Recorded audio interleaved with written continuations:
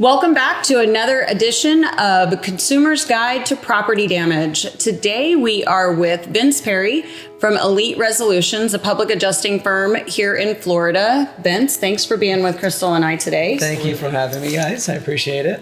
So why don't you tell us a little bit about Elite Resolutions and yourself? So on social media, I'm a commercial claims advocate. Basically what we do when I started that is we're educating public adjusters throughout the country and contractors as well on what to look out for in the policy, sort of how to work the claim, how to really prepare a claim the way it's supposed to. We go through the entire process from A to Z. And along with that, besides the social media stuff, we have a firm as well, Elite Resolutions, a public adjusting firm, where we are located in mainly Florida and Texas. I am licensed in Florida, Texas, North Carolina, and California, but the bulk of our claims are in Florida and Texas. Got it. Very nice. Well, thank you for being here. So we have a few questions that we'd like to ask you. Okay. I think the first one we really want to go into is, what do homeowners honestly need to know about their policy? There's so many different words that we hear as contractors that, homeowners, I'm sure, are unaware of. And, as somebody who's licensed to talk about policy, since Crystal and I cannot, Right. We're hoping that you can kind of help clear up some of those. Yeah, I think the first issue is that the policy is so complicated to begin with. Right? It's just it's such a confusing document. So many pages. I still go through it to this day. I go through probably about 5 or 6 policies a week. Mm-hmm. And I still go through and I have to go through every single page and I have to reread it and read it over. And then I get to the paragraph that I want to get to and I have to read it over and read it over. I was literally looking at an insurance policy the other day, excuse me, and I was trying to really establish the replacement cost depreciation and when the depreciation should be paid. So what is depreciation? Like we're talking to homeowners that probably don't know those words. I mean, Crystal and I know what that means, but what is a depreciation? So it's the age, right, of whatever it is that you're replacing. So if we're going to talk about roofs, it depreciates on value depending on the age of the roof. So it's pretty complicated to explain, but pretty simple to understand. If your roof is 10 years old, they're going to it's obviously been used, it's been rained on, there's been windstorms, there's been hailstorms, there's whatever it is, it's just 10 years old now. So that roof technically is not worth what it was 10 years ago. Okay, that makes sense. So kind of like a car. How a car would depreciate when you drive off the lot, so to speak.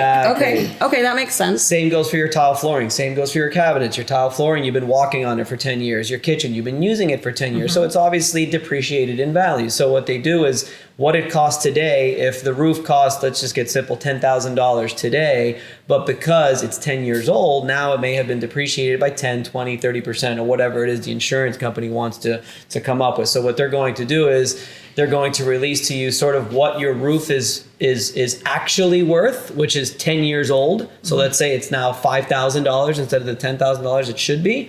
And then when you replace the roof, then they'll say, okay, we'll give you now the $10,000 that it's actually worth in today's day and age. Got it. Is there like a Kelly Blue Book for that? Something kind of like that for roofing? I mean, I don't think so. So that it's So how did they come up with that formula on how there's no That's $1 million question, right? Okay. So, I think it's okay if I do depreciation on my estimates, I like to depreciate anywhere between 10, 20%, and 20% is pushing it. But I've noticed more in Texas, I've seen depreciations of upwards of 50 to 60%. I've seen that in Georgia as well. It's insane. I've seen that in Utah where the initial amount or Can you explain maybe what ACV and RCV are, since you were kind of talking about that a few minutes ago? Right. So the replacement cost and the actual cash value. The actual cash value is, like I was explaining, the actual cash value of that roof is right now. What it's worth today. Well, okay, this is why I did a video on this and I remember explaining it and I'm just like, I probably lost all of you. The actual cash value of your roof, since it's 10 years old, is 10 years old. So it's if the roof today, brand new, is worth $10,000, because your roof is 10 years old, where it's going to be, the actual cash value is not $10,000. So maybe it's $8,000. Maybe it's $8,000. Okay. How it's calculated, I mean, that's another $1 million question, because, to be honest, you could go into the software, Xactimate, SimSol, Symbility, whatever it is, and you could pretty much make it whatever it is that you want. Right. So obviously we've noticed that in different places at different times, they're going to depreciate more than what I believe that they should. Okay. Which is kind of unfair. And so how does that affect a homeowner? Well, it affects a homeowner because several ways. I don't want to bash the insurance companies, but I do believe that the whole RCV, ACV thing is just kind of another way to try to get away with not paying what is actually owed. Because I've noticed a lot of times is I'll come into a claim later and people don't even know that there's an actual amount that they're still owed. And I've actually had public adjusters come to me and say, hey, have you ever had trouble or have you ever forgotten to go after a claim after you've already quote unquote settled it? And no, we have not. Maybe I did in the beginning of my career, but it happens where you just forget. You Homeowners definitely forget. You replace the roof, you replace your floor, you do what you want, and the public adjuster or the homeowner or the roofer or whoever, they just completely forget that this money is still owed or they didn't see the documentation. So I don't know what the exact number is, but there is a number that the insurance company actually saves by never even paying the depreciated value. Right. And there's probably, I assume, an expiration date on that. How long can you wait to collect the remaining amount? I mean, maybe that's different per homeowner. But it's different per state. Here in Florida, it's 3 years. So you do have 3 years to go back to a claim after the claim has been quote unquote settled. Okay. Awesome. That's great to know. So what are, other than actual cash value and replacement cash? I hope I explained that okay. I think I understand like what it costs to replace your roof is the replacement cost value, and what your roof is actually worth right now is the actual cash value. Right. So it's my understanding that typically when you file a claim, the first check that a homeowner would receive would only be what the current roof is worth. Right. So that actual cash value or ACV. And then once repairs are completed, provided that somebody submits everything, right, then depreciation is what you were referring to it as, is released up to the replacement cost value. Exactly. Got it. Okay. Great. And is there any other thing? Is there anything else that they, withhold? And is there anything else that a customer might not get and doesn't know why? Well, there's a deductible, right? Okay. Deductible, they always withhold that. But that's something that's very common in any kind of insurance, Absolutely. Health insurance, car insurance, whatever it is, Right. whatever it is that you're paying for your policy, you're either going to have a higher deductible or a lower deductible. So that's always withheld. I know you wanted to get into code upgrades and stuff like that. That's going to be also separate as well, where you're going to have to provide the proper documentation to get those code upgrades paid for. So, what is a code upgrade? So ordinance and law is basically, it's in the policy. It's kind of a separate coverage. It's a separate thing. And it's also incurred. And what incurred means is that it's basically coming out of pocket. So if for some reason, if the roof was put on 10 years ago, and since then there's been new codes established on how to actually install that roof, those need to be paid for, because you're not going to install the roof, excuse me, based on the code that was 10 years ago. Now Right. that you're putting the new roof, there's going to have to be what they call code upgrades, which cost money to pull those permits and everything, and that's going to end up costing more. Now, do all homeowners have code upgrade? No, not all.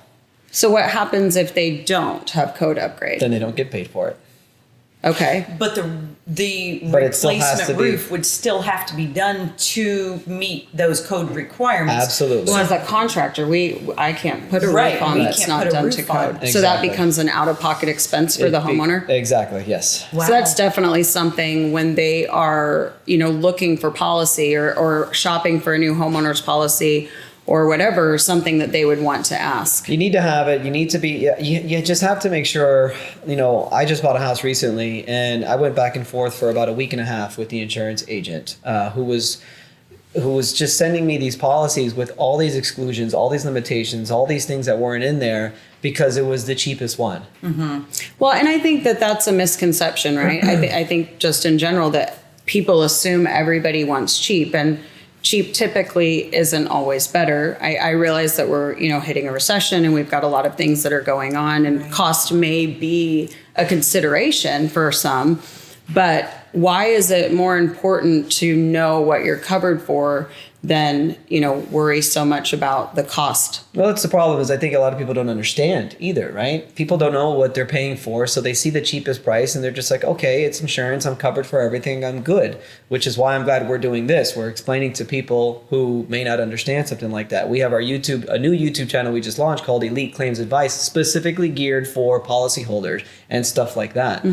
They don't understand what's going on And I don't even blame the agent. I think the agent also probably deals with people. All they want to do is save money. Hey, what's the cheapest one? I don't want to spend too much, and then that's what they do. So like for me, for example, I had to remind them. By the way, I'm a licensed public adjuster. Send me something that I actually want, because the ones that they sent me were just all kinds of water damage exclusions, water damage limits. What is an exclusion? You've said that word a couple times, so let's explain what that means. So to explain what it exactly, it's almost like an addendum to the insurance policy. Okay, it's something that's usually it'll be listed in the front in the declarations page. Well, you'll see the list of endorsements and exclusions, and then if you want the actual explanation, you gotta flip to the end of it, and on the back of the insurance policy, there'll be separate pages that really explains what those endorsements and exclusions are.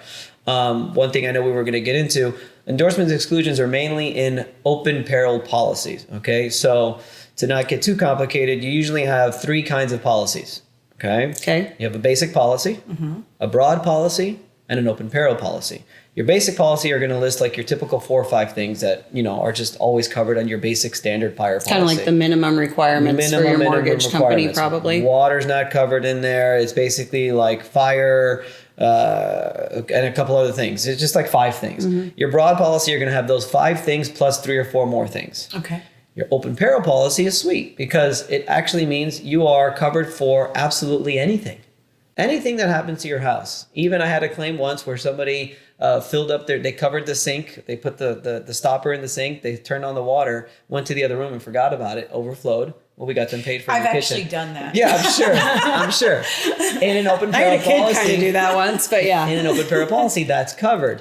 The only catch is that if there is an exclusion or endorsement exclusion that specifically excludes something specific, then what are that's no common longer. Exclusions? So your common exclusions, I mean, it could be pretty much anything. Hopefully you get a policy that don't really have, but your common exclusions inside of your policy are going to be stuff like wear and tear, are going to be stuff like pre-existing damage, are going to be stuff like faulty construction. So if the roof was not installed correctly and that's the reason why it's damaged now, that's not going to be covered. But then in your endorsements, you have additional exclusions that really the insurance companies decide to put in when they notice some kind of trends and stuff. So for example, in Miami, before Hurricane Irma, in Florida, I'm sorry, there was just a lot of water damage claims. I personally did a ton of water damage claims. Well, now we've got water damage limitations and water damage exclusions completely. And in those exclusions, you're limited to $10,000. So you can have water damage to your kitchen cabinets and tile floor, and your tile runs throughout your house, but they're only going to pay you $10,000. That's right. Now the trend we're seeing is roofing exclusions.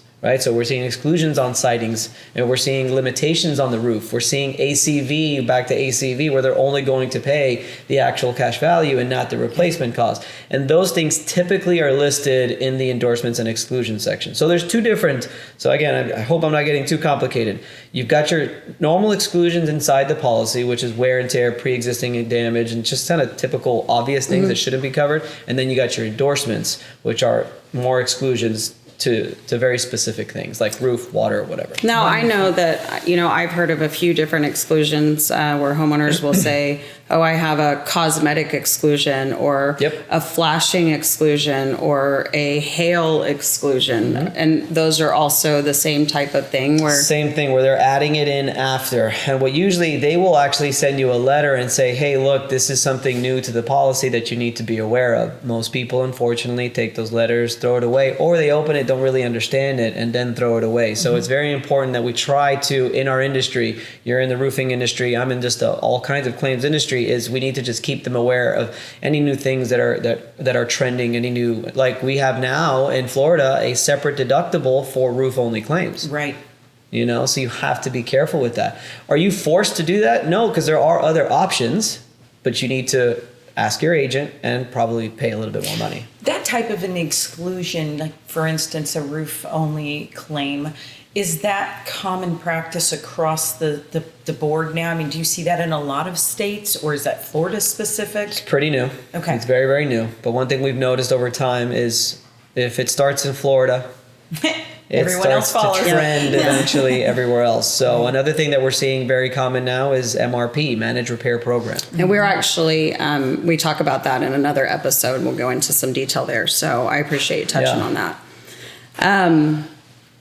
I don't know. Is there anything else that you could think of as far as what else a homeowner might want to know about their policy? I guess, if you were advising somebody and you said you have a great page on your website of homeowner advice, and I'm sure you used a better word for it than that. But, if you were going to give a customer the two most important questions to ask about their policy, whether it's at the time that they're buying it or whether they already have it and are just wondering if it's changed, what would your two most important questions, what would you tell them to ask, Vince? If you're asking for two, I would say, what's the deductible and what are the particular exclusions that are endorsements that are in this policy, and try to have the agent explain it. I think education is very, very important. I like to when I go into a claim, I like to just literally start at the declarations page. I don't go into the full policy with a client. But the declarations page is pretty much where you're going to find everything. Deck page is one of the first pages. Like a summary, kind of? It's like a summary. I love to explain coverage A, B, C, and D. People don't even understand that. They don't understand what their limitations are. And a lot of times people are underinsured. And I love telling people coverage A is your dwelling. Well, what does my dwelling mean? I basically like to tell people, if you take your home and you put it upside down and you just empty whatever's inside of your home, everything falls out. What is remaining is your coverage A dwelling. Got it. Okay. Everything that falls out is your personal property, your contents, your coverage C. Right. And now you have your little plot of land. Your other structures, which is your coverage B, is anything that's on your land that's not physically attached to your dwelling. I just like to explain that. And then you have your obviously additional living expenses. So you have to keep, with large loss especially, we have a huge issue with people being underinsured. Absolutely. And if you're Commercial underinsured, then you get penalized when that claim comes around. This has to be a conversation you have to have with your agent to make sure that they do a proper appraisal on the home to make sure that there's enough coverage on the insurance. Got Absolutely. it. On the home. Absolutely. All right. Well, thank you for being with us today. Thank we you for really having appreciate your time. So much great information. Can't thank you enough for doing this. No, thank you. I think that this was great. And I think homeowners will learn quite a bit. So I think so too. I think it's just something to be aware of. Insurance is a big, big money business. We have to be careful with some of the things that they like to put in those policies. I just strongly recommend that, these people will go to you, come to me just for a simple policy review, just to say, hey, look, is this okay? Here's my options. I get emails all the time, especially from family members. What do you think about this policy? What should I do here? Is this okay? And honestly, it takes me just a few minutes just to really look through it and say, hey, be careful with this, be careful with that. Right. And if they have that, I guess as a just kind of final follow-up to that, if there is something there that they're concerned about that isn't quite what they want it to be, they just call their agent and say, I don't like this. How can we change this? Or how does that work? Is it one of those things that once you buy a policy, you can't change anything until the time that you renew it? I don't know. Normally, you can't change it until the time that you renew it. But normally, if they're giving you just a list of policies, you're going to want to talk to the agent or whoever it is that's representing the agent and say, hey, what are my other options? I spoke to somebody and it seems like I shouldn't have this on my policy. Okay. Awesome. Great. All right. Well, thank you so much, Vince. And thank you, viewers, for tuning in, and we'll see you on the next episode.